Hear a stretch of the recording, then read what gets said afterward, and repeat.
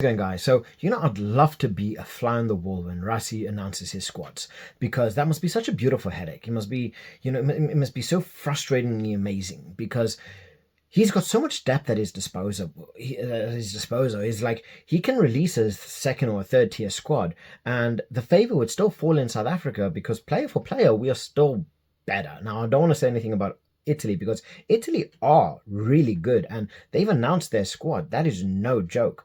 But when South Africa releases a second tier squad that is still capable and has more World Cup winners than Italy has, it's kind of crazy. It is really, really crazy. So I want to try and break this down. I'd love to hear what your thoughts are. And can Italy finally get a win over South Africa? This is going to be the best chance. So let's break it down. Drop your thoughts, comment section below.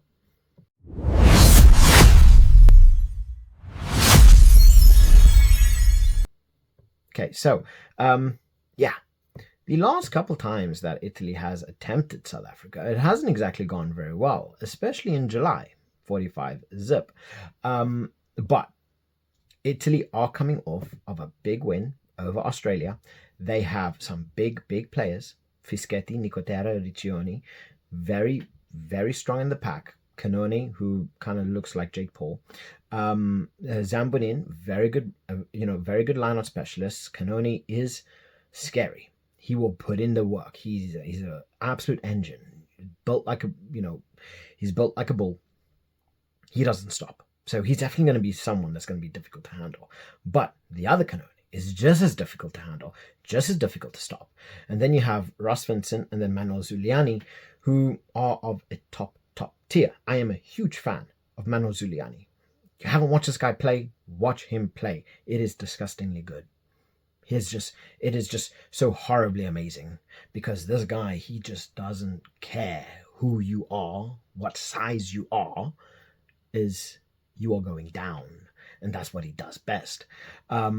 They are playing Stephen Varney, and then Paolo Garbisi. Paolo Garbisi is just, if his kicking game is on point like he was in up against Australia, this is going to be a real scary point. But South Africa and Australia are two completely different ball games.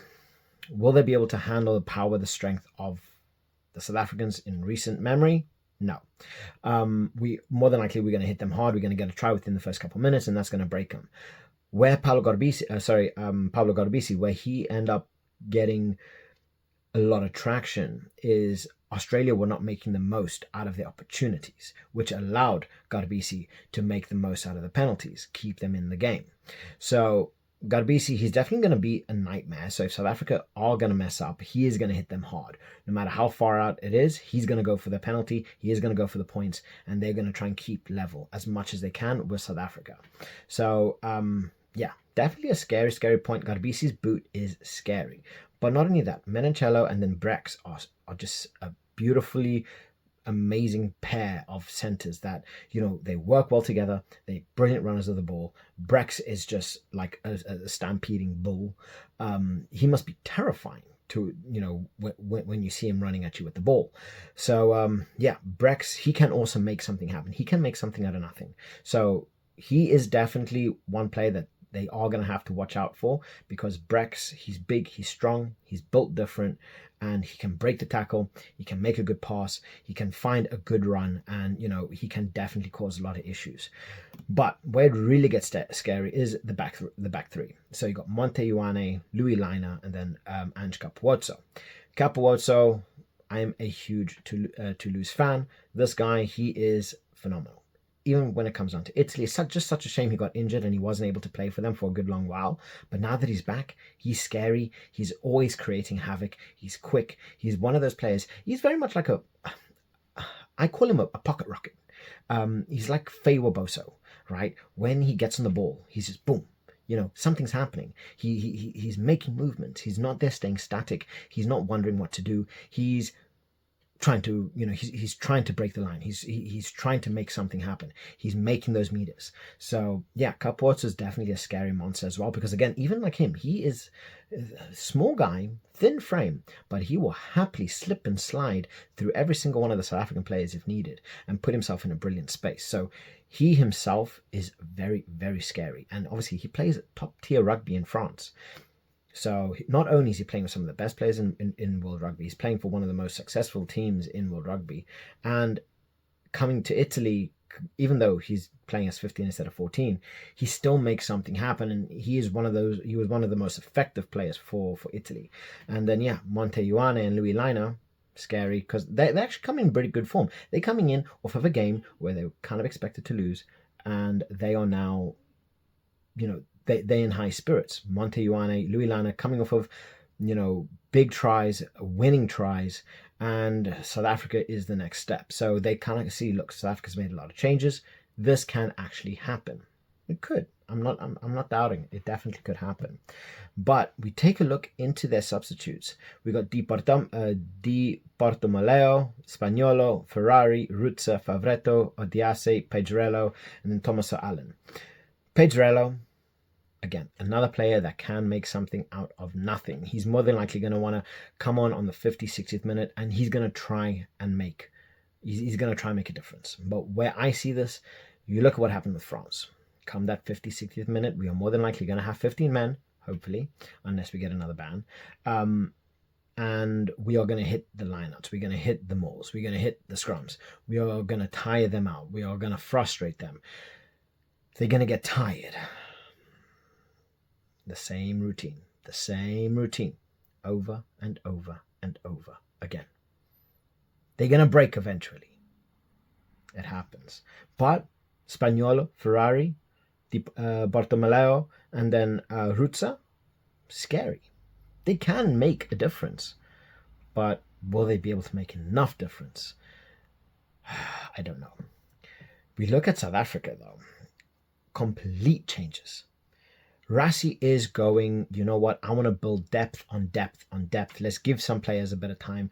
Zachary Porthen, he's back in at tight head. Grobelaar, I think this is his first start of the season. I can't remember exactly, but I think it's his first start.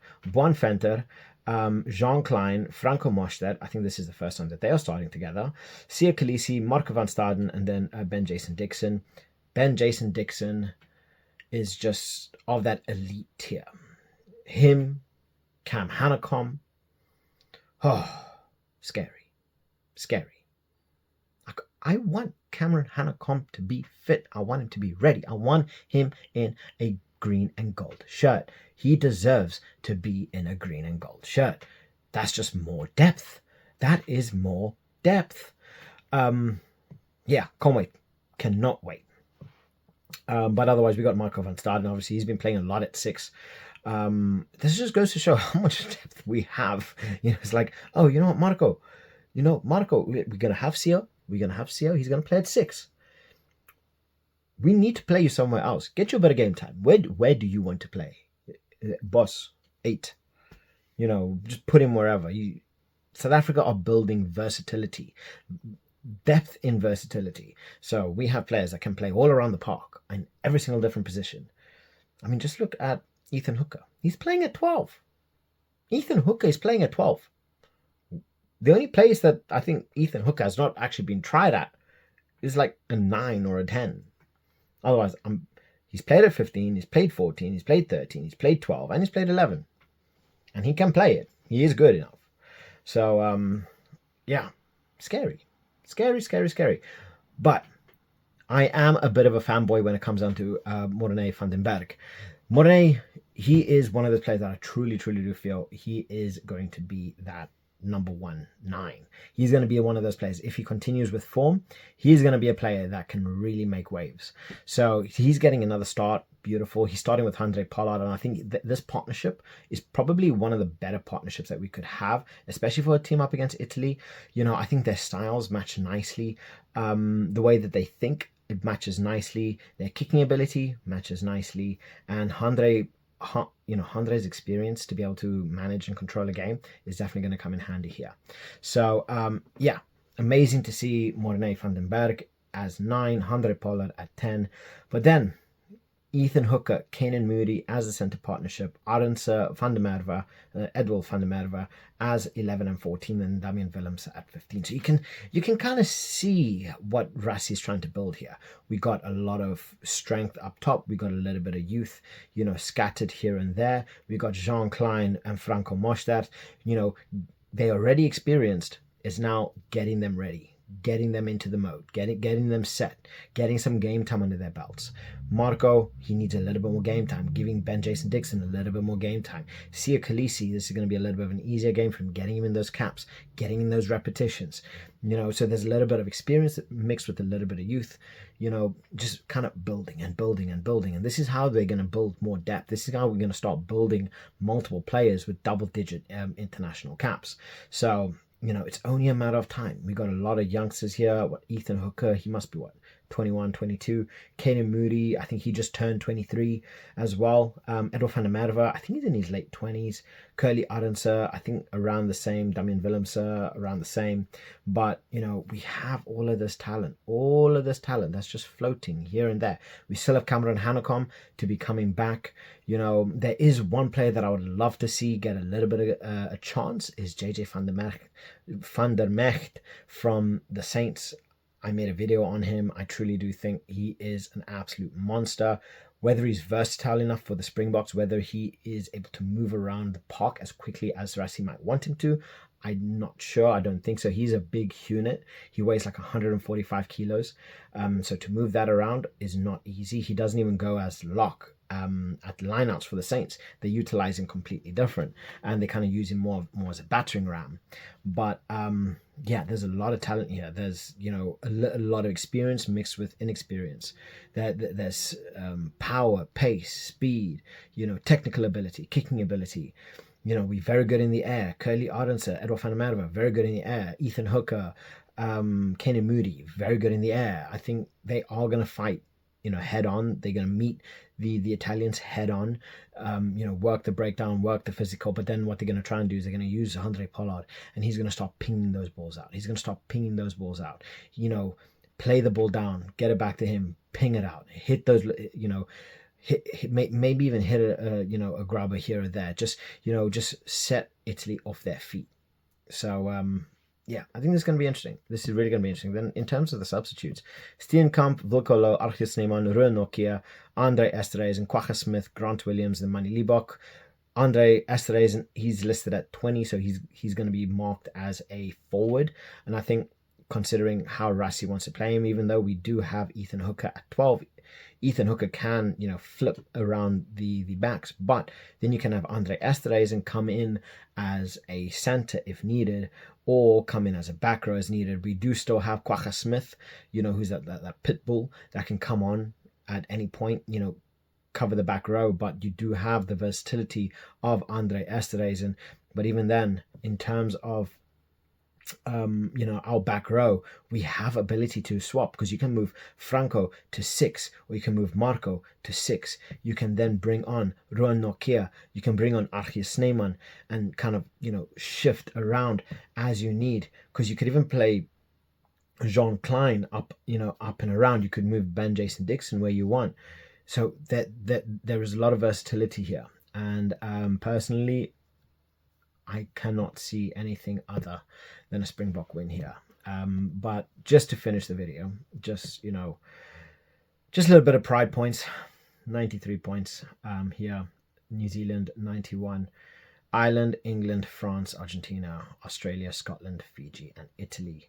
So Fiji's actually doing pretty well. They could actually jump up to 7th if they manage to find a way to get a win over France. But likelihood of that happening is very, very low. But yeah, South Africa's back still at 1.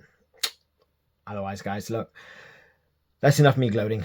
Have a lovely day. What your thoughts are, drop them in the comment section below. Where do you think do you think there is any chance that Italy can come away with a win, even with a sub-tier squad to what South Africa are playing? And you got to imagine the amount of World Cup winners that we don't have in the squad right now is ridiculous. The amount of A-team, elite, A-listers that we don't have in our squad now is ridiculous. So drop your thoughts in the comment section below. Like and subscribe. I'll catch you guys later. Bye.